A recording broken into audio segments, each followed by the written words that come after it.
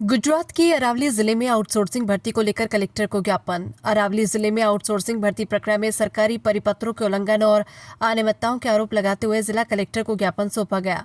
Youth Congress Aravalli के अध्यक्ष राठौड़ आशुतोष सहित सामाजिक कार्यकर्ताओं एवं शिक्षित युवाओं ने जिला कलेक्टर कार्यालय पहुंचकर अपनी मांगे रखी। ज्ञापन में आरोप लगाया गया कि DRDA के करीब 90 पदों की भर्ती प्रक्रिया पिछले 6 महीनों से स्थगित है। युवाओं ने भर्ती प्रक्रिया को जल्द से जल्द पुनः शुरू कर मेरिट के आधार पर नियुक्तियां करने की मांग की। इसके अलावा ICDS जिला उद्योग केंद्र सहित विभिन्न सरकारी विभागों में आउटसोर्सिंग भर्ती से पहले समाचार पत्रों एवं आधिकारिक वेबसाइट पर सार्वजनिक विज्ञापन जारी कर पारदर्शी भर्ती प्रक्रिया अपनाने की मांग की। राठौड़ आशुतोष ने कहा, यदि मांगों पर जल्द उचित निर्णय नहीं लिया गया तो शिक्षित युवाओं के हित में लोकतांत्रिक एवं कानूनी तरीके से आंदोलन करने की चेतावनी दी जाएगी।